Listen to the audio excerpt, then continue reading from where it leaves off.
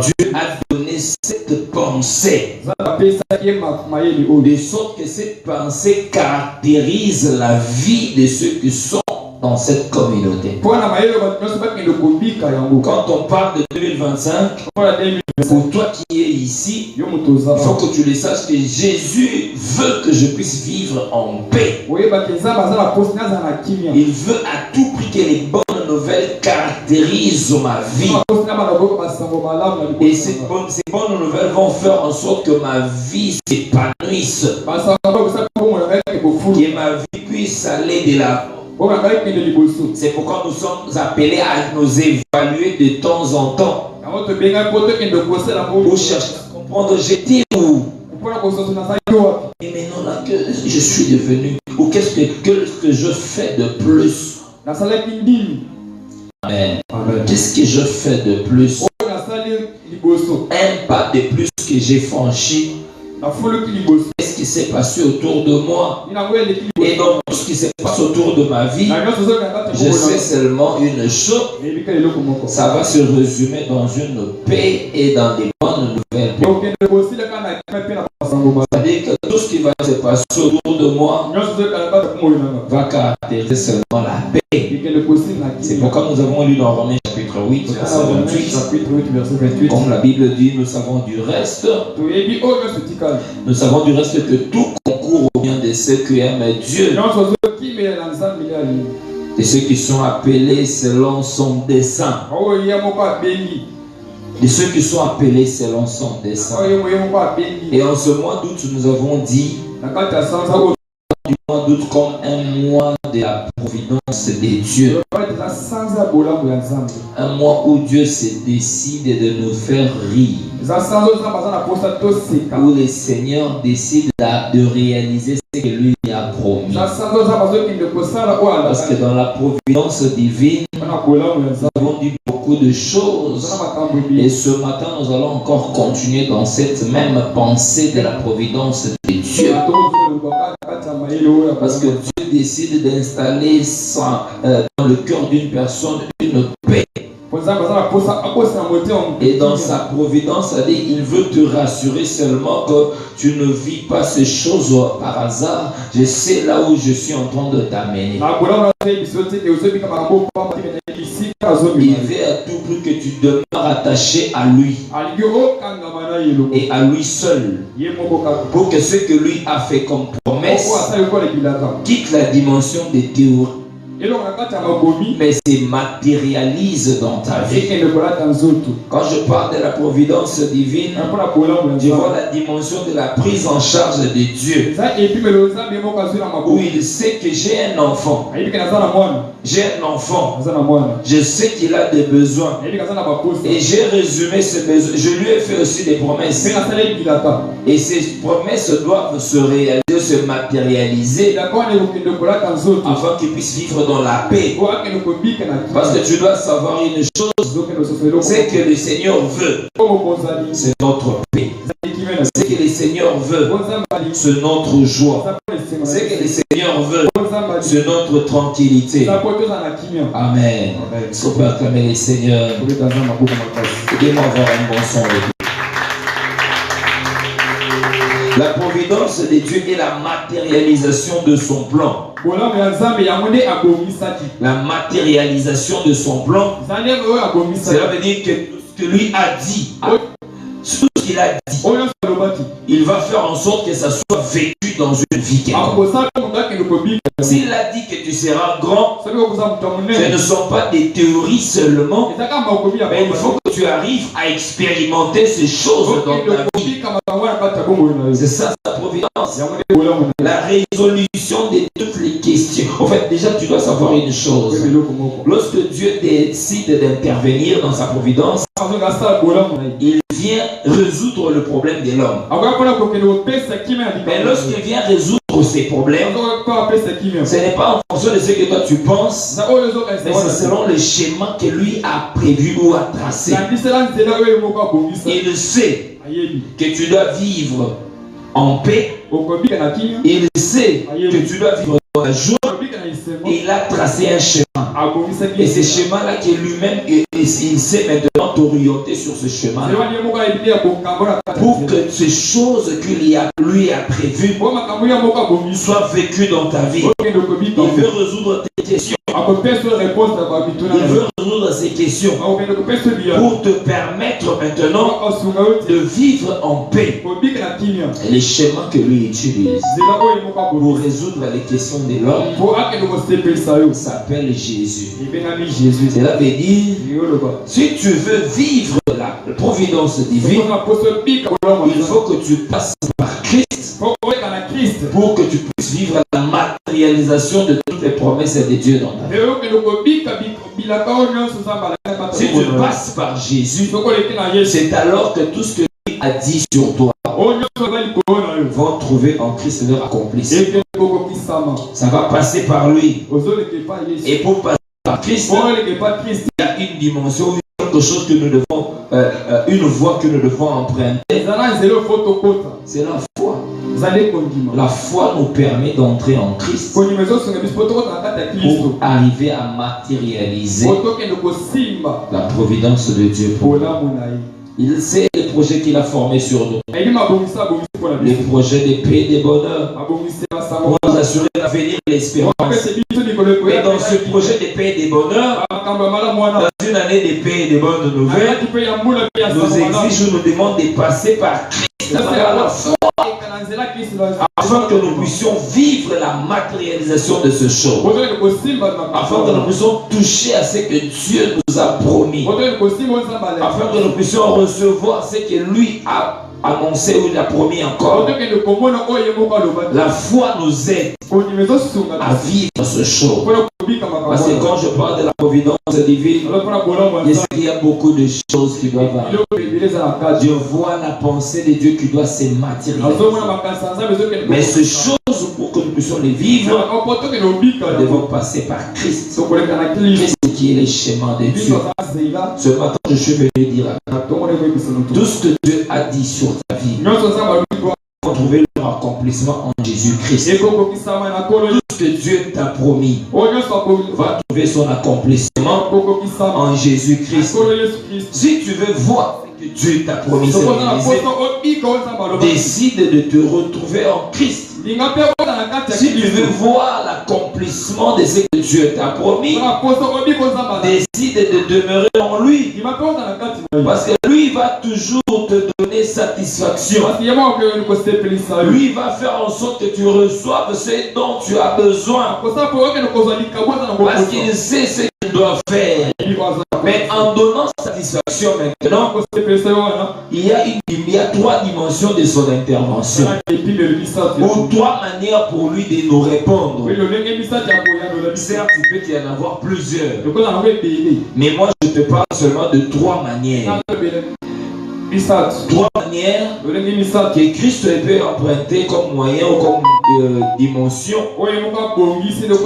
pour répondre à une personne afin de l'amener à expérimenter ou à matérialiser la providence de Dieu dans sa vie. Ce que Dieu a dit se réalise. Ça se réalise en Christ. Christ nous répond de trois manières. Et ces manières que lui utilise pour nous répondre doivent nous renforcer ou réconforter notre foi afin que nous puissions demeurer en lui et continuer à lui faire confiance.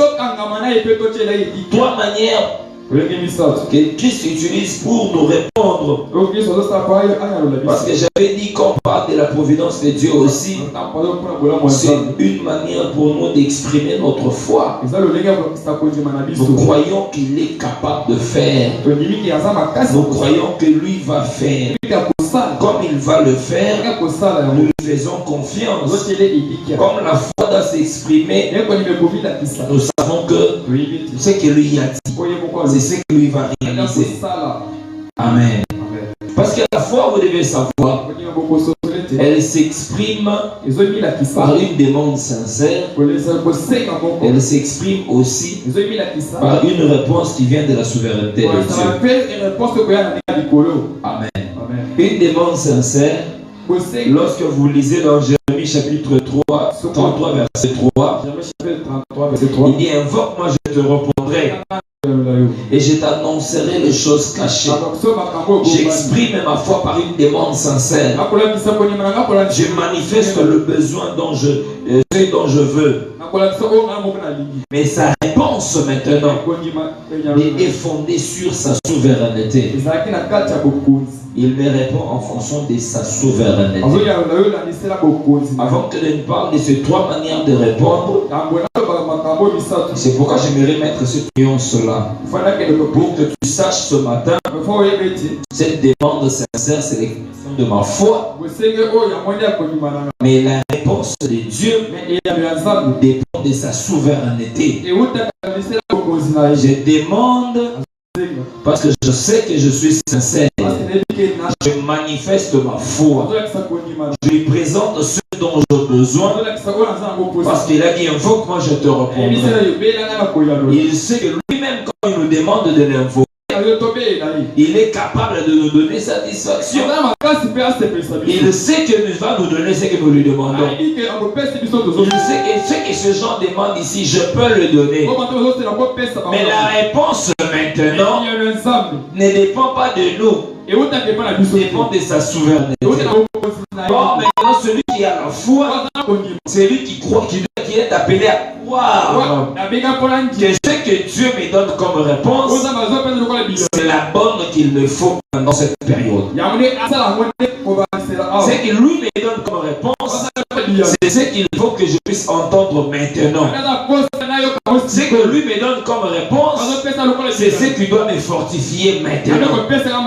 Or, lorsque tu reçois la réponse de Dieu, ça doit te positionner ou te conforter dans la foi, de sorte que tu demeures encore attaché à lui. Amen. Cette réponse doit t'aider encore à demeurer fidèle à lui. Parce que je sais qu'elle est fondée sur sa souveraineté.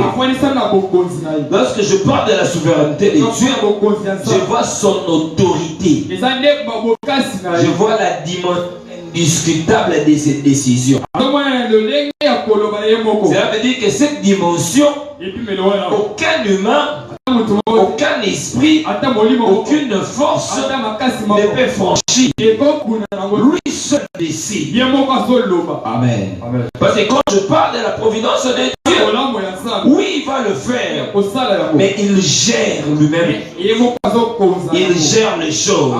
C'est pourquoi on l'appelle le maître des temps et le maître des circonstances dans la dimension de sa souveraineté. Lorsqu'il gère les réponses à nous donner. J'ai parlé des trois dimensions des réponses qu'il donne. Il répond de trois manières. Ces réponses fondées sur sa souveraineté. La première réponse que Dieu donne, lorsque nous exprimons notre foi par une demande, lorsque la demande sincère soit-elle, elle est sincère cette demande, mais Dieu répond de trois manières. En fait, il peut répondre de plusieurs manières, mais moi j'ai sélectionné seulement trois manières de répondre.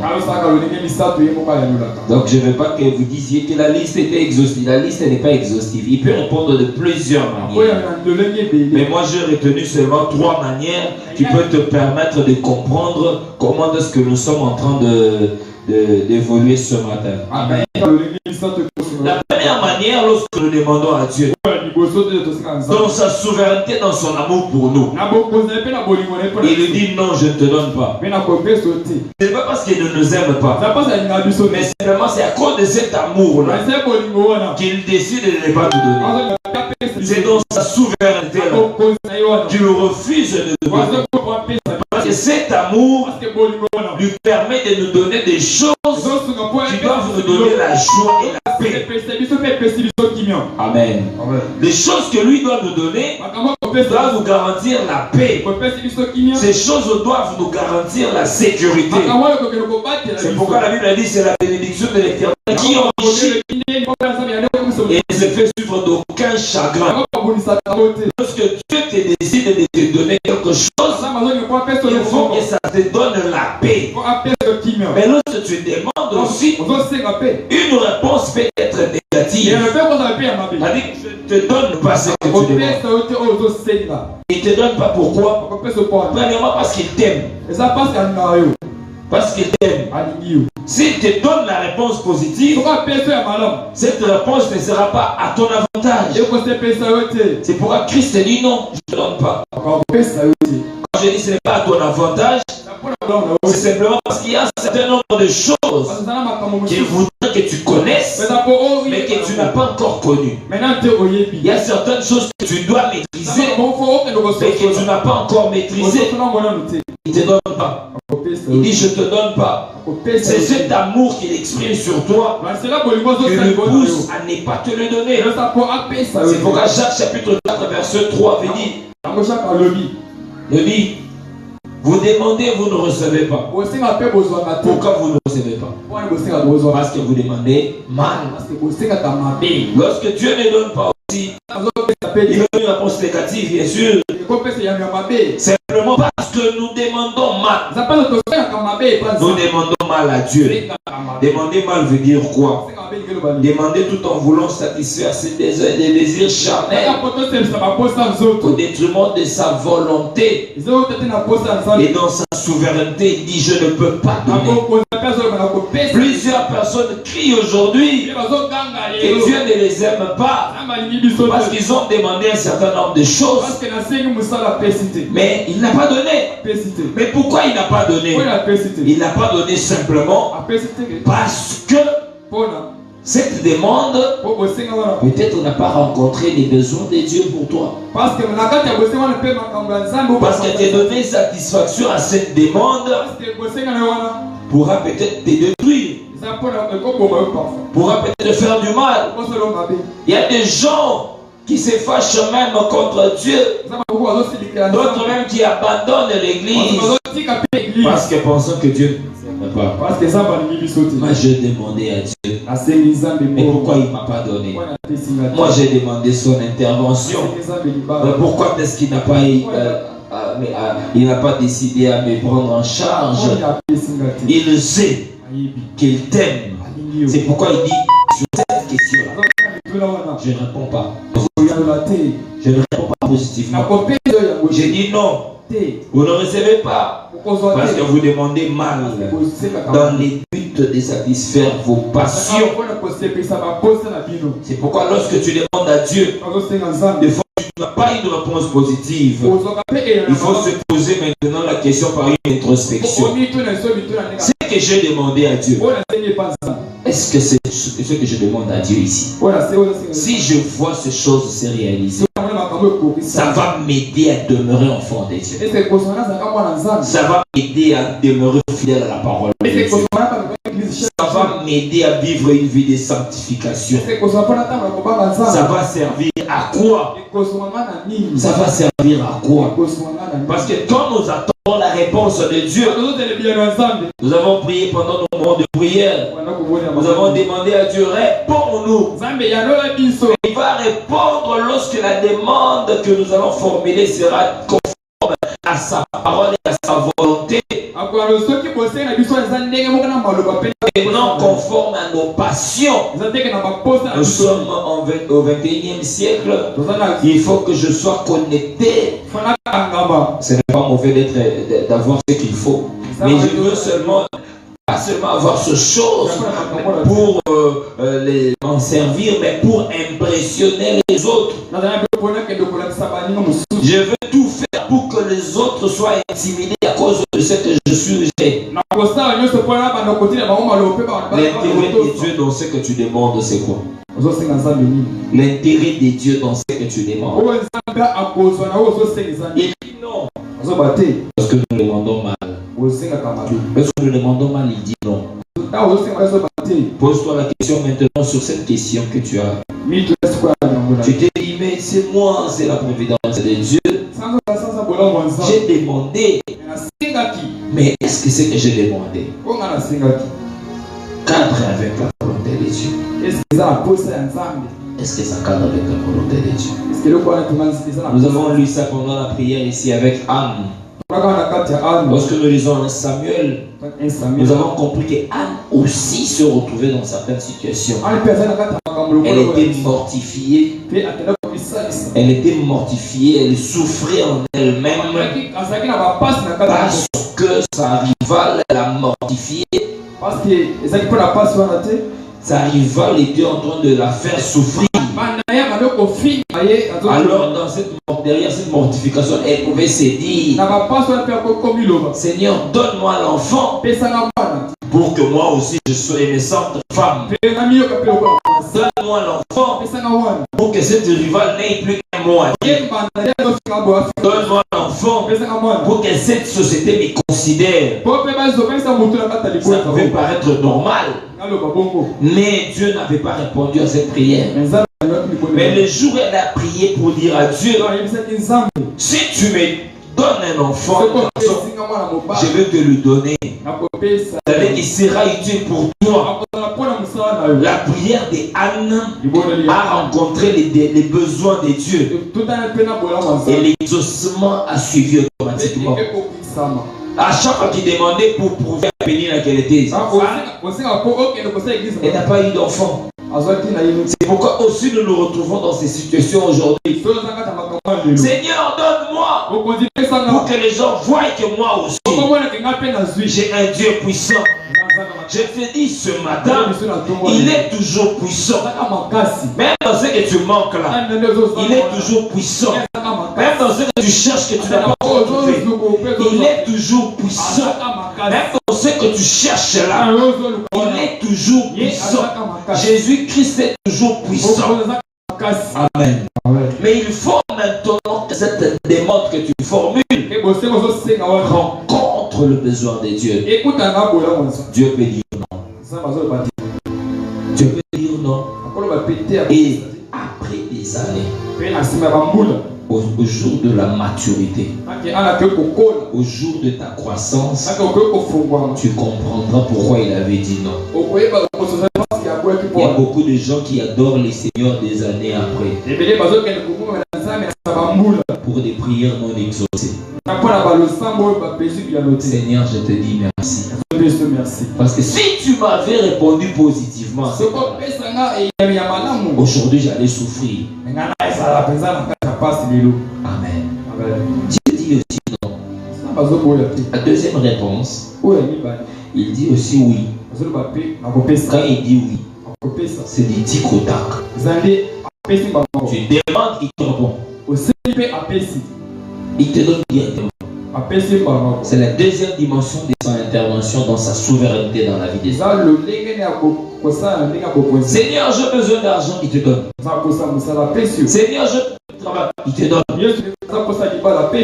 Comme Jean chapitre 15, verset 7 me dit: si vous demeurez en moi et que mes paroles demeurent en vous, demandez ce que vous voudrez et cela vous sera accordé. Cela veut dire que la position de demeurer en Christ nous favorise d'avoir des réponses positives. Des réponses positives permanentes. Permanentes, c'est-à-dire quand je demande ce qu'il me donne. Pourquoi il me donne? Parce que je demande selon sa volonté. Parce que je demeure en lui. Et que ses paroles demeurent aussi en moi. Ce que je demande, c'est conformément à sa parole. Comme lui est derrière sa parole pour pouvoir l'accomplir, il ne fait qu'accomplir sa parole. Et moi je suis derrière cette parole. Amen. Il dit oui. Et il te satisfait directement. C'est la prière que plusieurs personnes aiment. Je veux demander à Dieu et qu'il me réponde directement. C'est une bonne chose. Demeure en Christ. Demeure dans la parole. Demeure dans la parole de Dieu. Demeure dans la parole de Dieu. Ce que tu vas demander, il va te le donner. Ce que tu vas demander, il va te le donner. Parce que tu demeures en lui. La parole de Dieu. Nous comprenons par la suite, à ce niveau, que pour avoir une réponse positive, c'est l'expression de l'accomplissement de la parole de Dieu. La réponse positive est l'expression de la réponse à la parole de Dieu. La réponse positive est l'expression l'expression de l'accomplissement de la parole de Dieu. C'est-à-dire que si c'est la parole de Dieu et que je m'accroche à cette parole, automatiquement, ce que j'ai demandé à Dieu, c'est que je vais voir. Est-ce que ce que tu demandes là, tu demeures dans la parole de Christ? Je suis en Christ et je demeure dans sa parole. Est-ce que ce que je demande est conforme? Si c'est conforme, comme c'est sa parole, ça va se réaliser. J'ai demandé à Dieu et il m'a répondu parce qu'il a trouvé que c'est sa parole qui doit se réaliser. Amen. Et pourquoi je suis venu dire à quelqu'un ce matin, à chaque fois que tu es en train de prier, et pour sous-bassement la parole de Dieu, dans ce que tu demandes à Dieu, qu'est-ce que Dieu a dit dans cette situation, dans cette réalité que tu rencontres? Qu'est-ce que Dieu a dit? Qu'est-ce qu'il a dit? C'est sa parole. Lorsque tu t'accroches à cette parole, tu fondes ta foi sur cette parole, et Christ va accompagner celle-ci pour que tu puisses vivre l'accomplissement. La matérialisation de la parole de Dieu. C'est cet accomplissement dont nous attendons. C'est ce dont nous avons besoin. Il dit oui. Il te donne directement. Et la joie s'installe automatiquement. Parce qu'il a répondu à ta prière. Et j'ouvre une parenthèse pour dire à quelqu'un, lorsque tu es appelé à prier, prie avec précision. Prie avec précision. Prie avec assurance. Pour que tu sois convaincu de ce que tu demandes, afin que la réponse de Dieu soit objet de ton témoignage. Tu sois en mesure de dire à Dieu, j'étais venu avec un problème, j'étais demandé et tu m'as exaucé. Mais quel était ce problème réellement? Si c'était un problème de maternité, tu dis à Dieu, j'avais besoin de la maternité, j'ai demandé à Dieu de me donner les enfants et il a matérialisé ce que j'ai demandé. Voilà mon témoignage. Voilà ce que lui a fait. Voici ce qu'il a fait. Il a répondu à ma prière. Quand tu viens devant le Seigneur pour dire à Dieu, tu connais mes problèmes, donne des solutions. Mais quels sont ces problèmes? Quels sont ces problèmes? Même s'il intervient, comment est-ce que tu seras en mesure de dire que c'est Dieu qui agit? Comment il sera appelé maintenant à témoigner avec précision pour dire je suis venu témoigner ce que le Seigneur a fait, ce que je lui ai demandé. Je suis venu en ce 31 août demander à Dieu, j'ai besoin d'argent, j'ai besoin du travail, j'ai besoin de la bonne santé, j'ai besoin de telle ou telle autre chose. Ces choses j'en ai besoin. Quand je prie avec précision, Dieu me donne. J'aurai le courage de revenir auprès de lui pour dire Seigneur, je t'avais demandé. Voilà ce que tu as fait. Plusieurs personnes ne sont pas en mesure de témoigner parce qu'ils prient sans précision. Ce matin, décide de demeurer fidèle à Christ dans la précision dans ce que tu demandes. Et derrière cette précision, il y a une forme d'assurance qui s'installe. Vous savez, cette forme d'assurance s'installe comment? Lundi, j'ai demandé l'argent. 100 000 francs, j'avais donné un exemple lors de la retraite. 100 000 francs. Le mardi, je demeure fidèle, je dis à Dieu, Seigneur, c'est $100 que je cherche. Le mercredi, je reviendrai, Seigneur, c'est toujours $100 que je cherche. Mais lorsqu'il n'y a pas d'assurance, tu commenceras lundi. Seigneur, donne-moi 100 $. Le mardi, Seigneur, même 80 peut me faire du bien. Quand tu reviens le jeudi, Seigneur, 60 sera toujours pour toi. Quand tu reviens les jeudis, Seigneur, même 40, je vais finir ces choses que je vois ici. Quand tu reviens les vendredis, Seigneur, cherche-moi même 10 pour que je termine cette semaine. C'est-à-dire en toi-même, il n'y a pas une assurance. D'autres réduisent la capacité de Dieu. Et se posent la question, est-ce que ce Dieu est capable de répondre? En fait, je demande ici.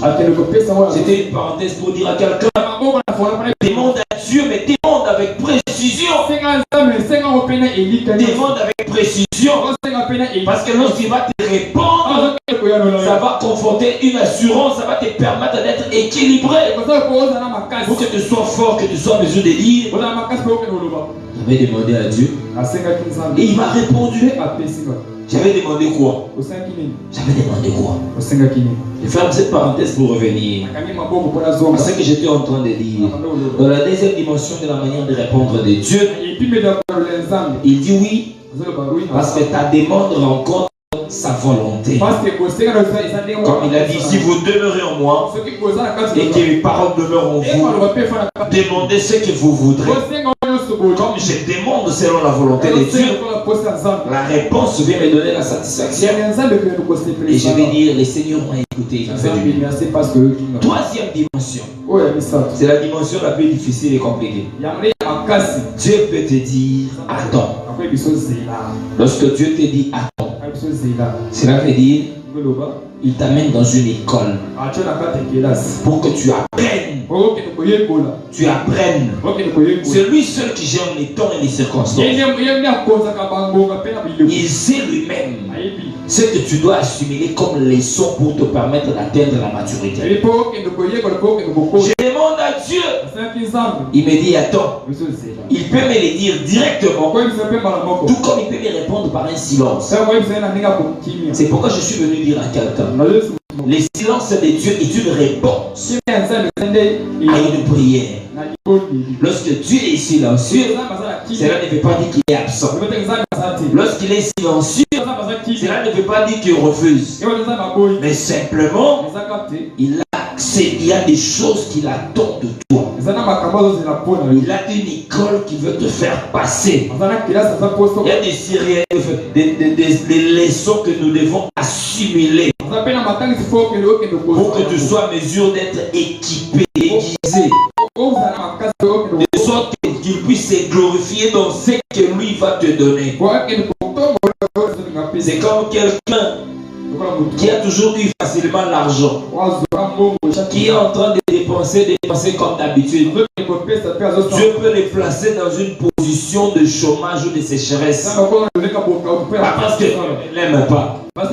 Tu pries, tu demandes à Dieu, mais Dieu te place dans cette position-là. Pourquoi? Il veut à tout prix que tu apprennes que l'argent là, on ne jette pas. L'argent, on ne gaspille pas. Mais il faut que tu apprennes une bonne gestion. De sorte que tu sois en mesure de comprendre que même chez moi à la maison, si j'étais habitué à jeter la nourriture, mais Dieu te met dans une position où tu manques la nourriture pendant 2 jours, tu seras en mesure de comprendre que la nourriture on ne jette pas. Voilà comment est-ce qu'on doit se comporter. Il reste silencieux. Pas parce qu'il ne t'aime pas, mais simplement parce qu'il veut que tu apprennes. Dieu te dit attends. Mais dans cette position, il faut nuancer. Il faut que tu le saches les choses. Lorsque quelqu'un se met contre lui et qu'il subit les châtiments des dieux, là il entre dans la dimension du non. Le non, c'est-à-dire que Dieu ne te répond pas parce que tu dois d'abord harmoniser, améliorer la qualité de ta vie pour lui plaire afin qu'il te donne quand même son enfant. Il attend un changement. Mais dans la dimension d'attente, je ne me reproche pas d'avoir mal agi. Je ne me reproche pas.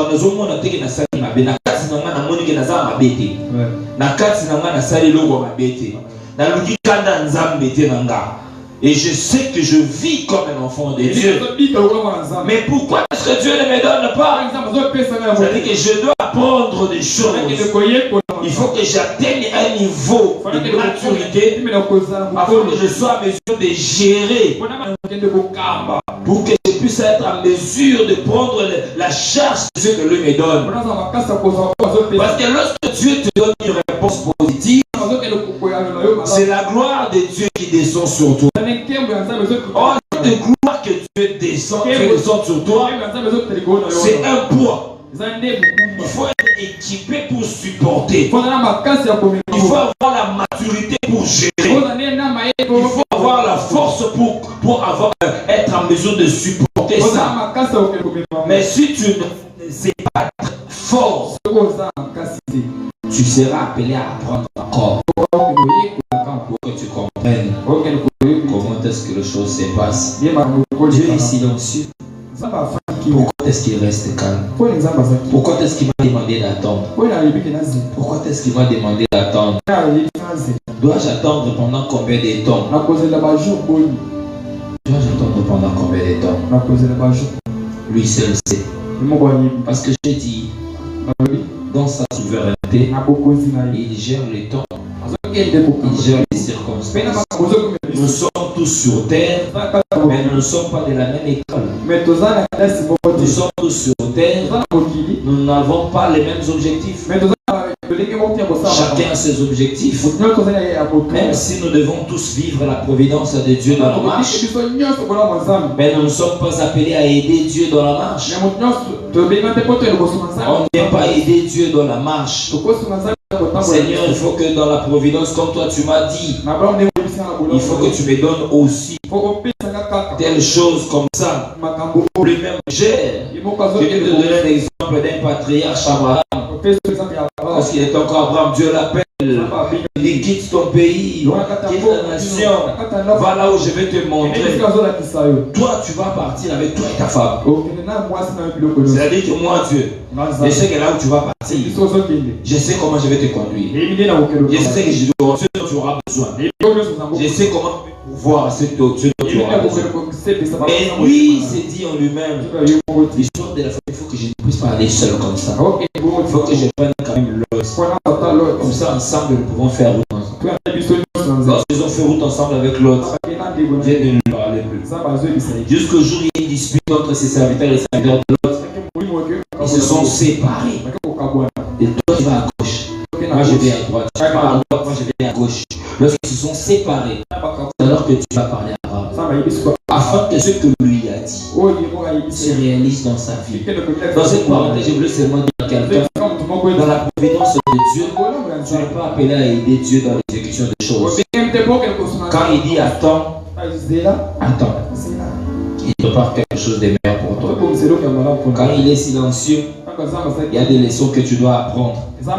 Quand il est silencieux, il y a des leçons que tu n'as pas encore assimilées. Ton cœur n'est pas encore préparé. Ton cœur n'est pas encore préparé. Il y a des certaines gloires que le Seigneur a prévues pour toi. On a prophétisé sur toi. Le Seigneur a dit que je veux faire des choses avec cette personne. Et tu commences, d'autres même s'empressent. Ils veulent voir des choses que Dieu a dit automatiquement. Lui il gère le cœur. Il gère le temps. Il sait quand est-ce qu'il va comprendre que Dieu est déjà prêt. C'est pourquoi je dis à quelqu'un, lorsque quelqu'un qui a entendu Dieu, lorsque quelqu'un qui a reçu l'appel authentique de Dieu, et quelqu'un a reçu l'assurance de ce que Dieu lui a dit, lorsqu'il sera appelé à vivre, il va se rapprocher plus de l'humilité que de l'orgueil. Parce qu'il va comprendre que c'est que je suis maintenant là. Ce n'est pas parce que j'avais décidé, mais c'est lui, il avait voulu à ce que les choses soient comme ça. Et dans cette souveraineté-là, je ne vais pas m'enorgueillir. Je verrai plusieurs personnes aujourd'hui, ils vantent toujours pour dire, d'ailleurs moi j'étais à gauche, je suis allé à droite, aujourd'hui je suis devenu. Je suis venu dire à quelqu'un ce matin, ceux qui font des conférences pour donner des conseils aux gens, comment réussir dans la vie. Vous savez, moi, quand je commençais avec $200, je suis allé, j'ai vu telle personne, j'ai vendu les poissons, j'ai vendu. Ce n'est pas à cause de ça que Dieu t'a élevé. C'est à cause de ça. Ce qui t'a amené vers la grandeur s'appelle la grâce de Dieu, soutenu par sa souveraineté, lui qui a géré les temps. Ce n'est pas toi, ni tes capacités, ni tes atouts, même pas ton intelligence. Parce qu'il y a des gens qui sont sortis avec le même montant que toi. Ils ont fourni plus d'efforts que toi, mais ils ont échoué lamentablement. Lorsque tu vas leur dire, c'est seulement parce que moi j'avais fait, c'est faux. Il faut leur dire, c'est la grâce de Dieu. Cette volonté manifeste qu'il a accompagné ce que j'avais comme désir en moi. Ce matin, je te dis, tu as demandé des choses à Dieu qui ne sont pas encore arrivées. Dieu t'a oublié? Non, il ne t'a pas oublié. Est-ce qu'il a des projets pour toi? Oui, il a des projets pour toi. Est-ce qu'il va le réaliser? Oui, il va le réaliser. Quand est-ce qu'il va le réaliser? Quand il va décider. Parce qu'il est le maître de temps et le maître des circonstances. Quand les circonstances arrivent, plusieurs abandonnent la foi. Plusieurs abandonnent la vie chrétienne. Plusieurs ont décidé seulement de fréquenter l'église, mais ils ont refusé d'être enfants de Dieu. C'est pourquoi je l'ai dit tout le jour. Fais de ton mieux. Faisons de notre mieux pour demeurer enfants de Dieu. Faisons de notre mieux pour obéir à la parole de Dieu. Obéir à la parole de Dieu. C'est pour Ecclésiaste, le dernier chapitre, dit, écoutons la fin du discours. Crains Dieu. Crains Dieu. Pas parce que le pasteur sera derrière toi, mais seulement parce que tu as un ciel à gagner. Tu as un ciel à gagner. Tu dois aller au ciel. Attends. Attends. Attends. C'est lui qui a fait la promesse est fidèle. Quand il ne te donne pas maintenant, il veut garder ta foi. C'est l'expression de l'amour de Dieu. C'est pourquoi j'aimerais révolutionner un cœur ce matin. À chaque fois que tu veux prier, il faut commencer à élever Jésus pour ce que tu es. Il faut lui dire merci pour ce que tu es. Il faut lui dire merci pour ce qu'il t'a donné. Il faut lui dire merci pour ce qu'il a fait de ta vie maintenant. Il faut lui dire merci pour ce que tu cherches que tu n'as pas encore trouvé. Parce qu'il sait que tu en as besoin.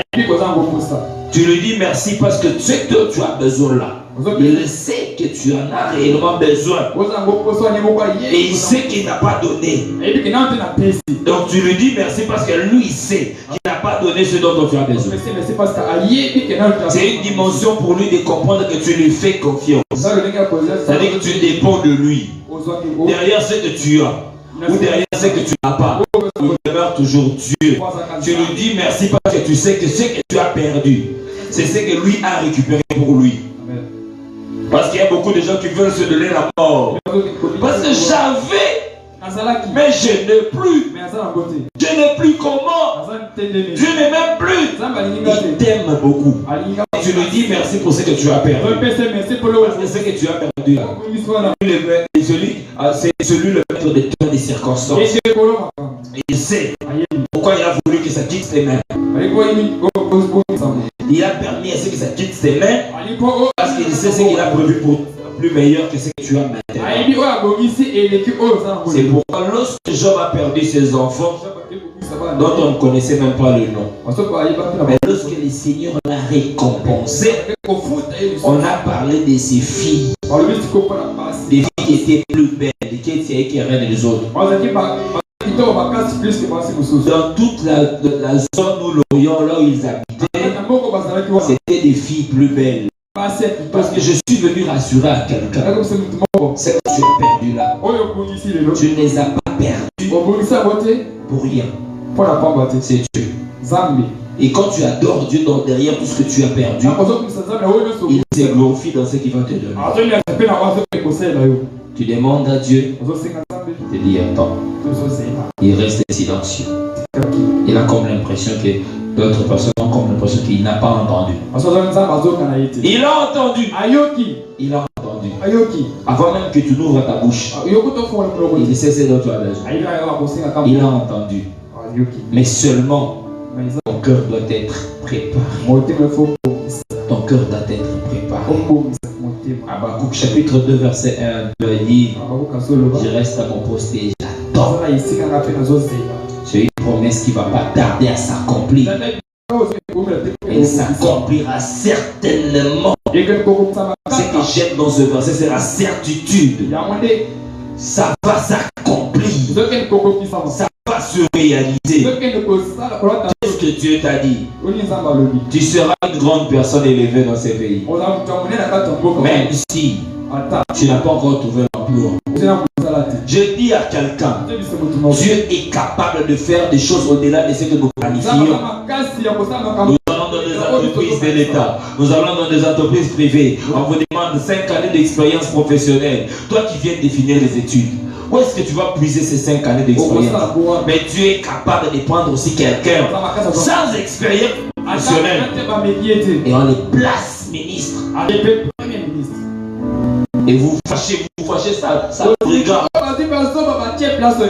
Ça n'enlève rien dans sa rémunération, elle sera payée. Elle va travailler. Parce que c'est comme ça que Dieu fait des choses. Même si les gens viennent avec des contestations, Allah il va t'imposer. Mais ce qu'il faut faire, reste à ton poste et attends. Reste à ton poste.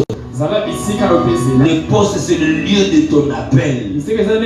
Ton poste c'est la présence de Dieu. Demeure constamment dans sa présence. Et quitte pas sa présence. Prie le matin. Prie à midi. Prie le soir. Prie la nuit. Prie la journée. Demeure dans la présence de Dieu. Demeure là dans la présence de Dieu. Ce que lui a dit, c'est ce qu'il doit faire. Attends. Attends.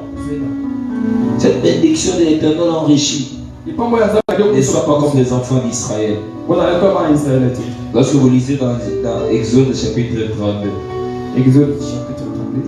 les enfants d'Israël aussi, ils ont vu, ils ont dit, ah, Moïse ici, depuis qu'il est parti, il ne va plus revenir. Exode chapitre 32, je vais lire seulement le premier verset. Et la Bible dit, et le peuple voyant que Moïse tardait à descendre, Moïse tardait à descendre de la montagne, s'assembla autour d'Aaron et lui dit, allons, fais-nous un Dieu qui marche devant nous, car c'est Moïse, cet homme que tu nous as fait cet homme qui nous a fait sortir du pays d'Égypte. Nous ne savons ce qu'il est devenu. L'impatience, nous ne savons ce qu'il est devenu. Beaucoup de gens sont impatients. La providence du oui. Dieu m'a dit, il va le faire. Oui. J'ai prié. Oui.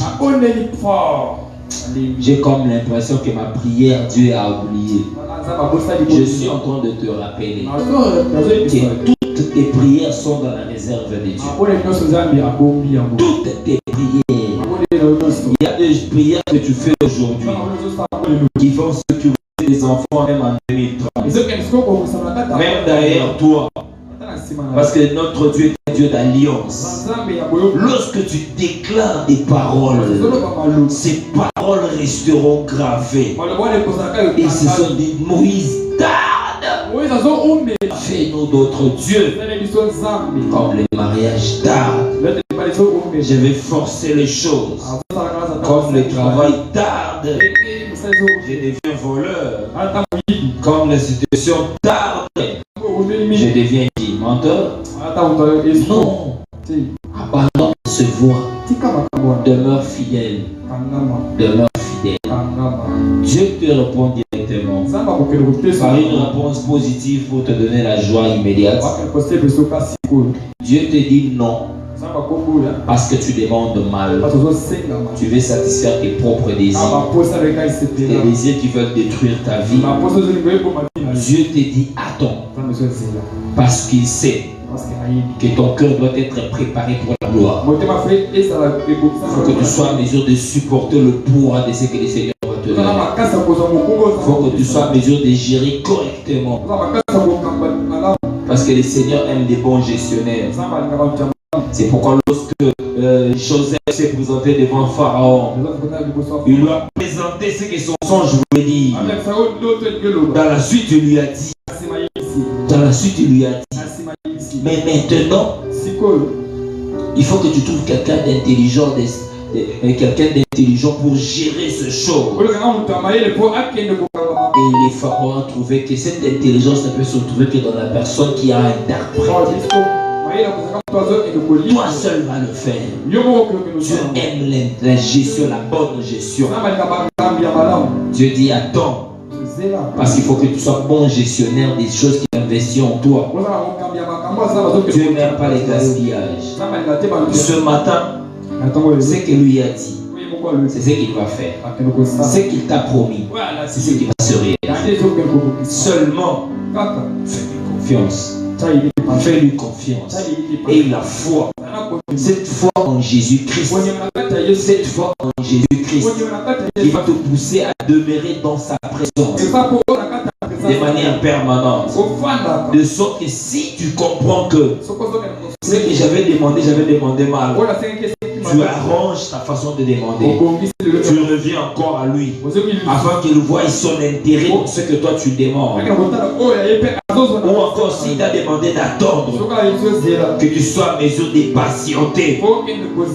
Même si les mangues peuvent pousser dans une même période, mais ils ne peuvent pas mûrir tous au même moment. Parce que la mangue se rebota dans cette moko. Se boti, mais à chaque personne, c'est son temps, à chaque personne sa saison. Et cette saison-là, c'est ce qui va arriver dans ta vie. C'est que moi je sais qu'en cette année 2025, c'est une année de paix et de bonnes nouvelles. C'est que moi je sais que ce que tu as vécu en janvier, ce n'est pas ce que tu vas vivre en décembre. C'est que moi je sais, quand nous allons nous retrouver pour célébrer le nom de Jésus, tu diras réellement le Seigneur m'a visité. Tu diras réellement le Seigneur m'a fait du bien. Parce que je suis en train de te dire, il est capable dans une journée de te donner une joie qui va combler les douleurs de toute une période. Il va te donner une grande santé qui va te permettre d'oublier toutes les années de maladie. Il va te donner un travail qui va te faire oublier tous les coups de un travail qui va te faire oublier tous les jobs de ta vie. Un salaire mensuel qui va te permettre de gérer une année. Il est capable de le faire. Parce que celui qui a fait la promesse est fidèle. Mais en ce qui nous concerne, nous gardons la foi. Gardons la foi. Demeurons fidèles au Seigneur Jésus. Quand j'ai dit garder la foi, veut dire quoi? En résumé, veut dire tenons pour vrai la parole de Dieu. Tenons pour vrai la parole de Dieu. Même si à ce temps-là, ça te fait mal au cœur. Même si au moment où les choses se passent là, tu te sens en difficulté par rapport à cette réalité. Mais dis à Dieu ce que toi tu as dit. C'est ce que moi je vis. Même si le monde entier peut se moquer de toi, si c'est derrière l'obéissance à la parole de Dieu qui t'accroche, laisse-le se moquer de toi. Mais simplement, n'oublie pas une chose, la parole de Dieu te dit de ne pas négliger le faible commencement. Ne néglige pas le faible commencement. Le faible commencement, quand tu as fait des choses,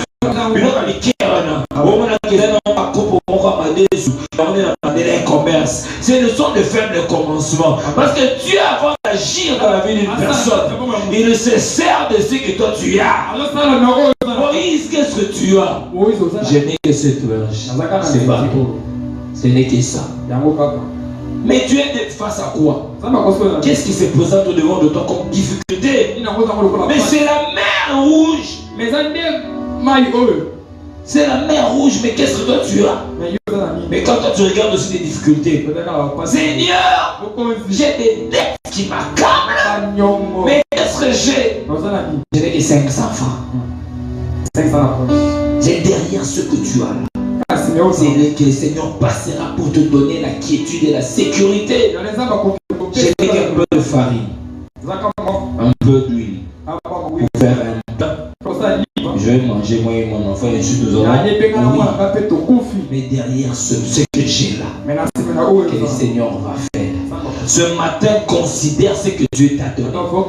Ce que tu as maintenant là. Accroche-toi à ça.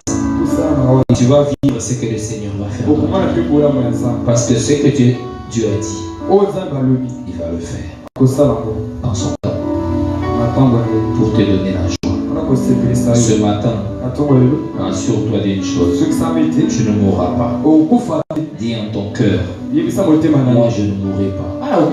Derrière cette souffrance, je ne mourrai pas. Moi je ne mourrai pas. Je ne mourrai pas. Ce qui tue les gens aujourd'hui, ce sont des soucis, ce sont des inquiétudes.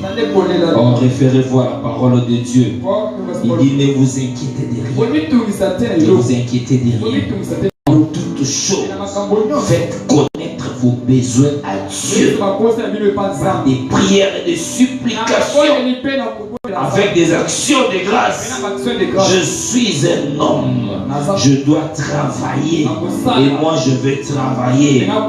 Je ne mourrai pas chômeur, je ne mourrai pas célibataire, je ne mourrai pas seul. Moi je serai marié, moi j'aurai une maison, je serai maman de cette maison avec des enfants. Moi je serai un travailleur et je veux les vivre parce que celui qui a fait la promesse est fidèle. Seulement ce que je suis maintenant, c'est ce que lui a décidé que je vive. Je décide de me conformer à la parole de Dieu pour que ces choses-là deviennent une réalité. Parce que la providence de Dieu, c'est la matérialisation des promesses de Dieu dans nos vies. Lui a dit, il n'a pas dit parce qu'il fallait parler, mais il l'a dit parce que ça doit se réaliser. Ce matin, je ne vais pas manger, mais je sais que je vais nourrir des foules. Même si maintenant je n'ai pas encore mangé, moi je vais nourrir des foules. Même si maintenant je ne sais pas comment les enfants vont aller à l'école demain, mais moi je vais scolariser des enfants. Plusieurs enfants, je vais les scolariser. Même si je n'ai pas encore trouvé l'emploi aujourd'hui et maintenant, je sais seulement que moi je vais donner l'emploi à plusieurs personnes. Même si je n'ai pas encore l'argent maintenant pour subvenir à mes besoins, mais je sais que je suis une source de bénédiction. Tout le monde qui va s'attacher à moi, c'est béni. Ainsi parle le Seigneur sur ma vie. Et c'est ce qui va arriver. Reste fidèle à la parole de Dieu. Est-ce que je peux prier avec quelqu'un ce matin? Est-ce que je peux prier avec quelqu'un ce matin? Je te prie de dire à Dieu ce matin. Merci pour ce que tu as entendu. Dans sa providence, il sait comment est-ce qu'il répond. Si ta réponse était négative, ça suscite l'intérêt de Dieu dans ce que tu demandes. Si la réponse était négative, il y a ensemble. Par exemple, pour ça, la scène qu'on a remis CP, ça fait Anne avait compris aussi. Arrêtez, non, c'est que tout le monde a prouvé pénité. Non, c'est que nous avons péché dans nos pieds. Ce matin, qu'est-ce que tu as demandé à Dieu? As-tu demandé à Dieu qui ne t'avait pas donné? As-tu demandé à Dieu qui ne t'avait pas donné? C'est là ce que tu élèves ta voix, tu dis à Dieu. Ton-moi le non comprendre l'intérêt de Dieu. Ton-moi le non comprendre les volontés non décidées pour ça. Ton-moi le non comprendre les yeux de ce que nous avons pour ça. Ton-moi le non comprendre. Dans un instant, nous sommes quittés, dans un instant, Jésus n'a pas noté. Mais non, c'est pas sa maturité. Mais je veux te chercher. Ce matin, je te dis merci, les dieux de la providence. Je te dis merci, les Seigneur Jésus. Je place en toi ma foi. Pour dire malheur n'a jamais pas naïf.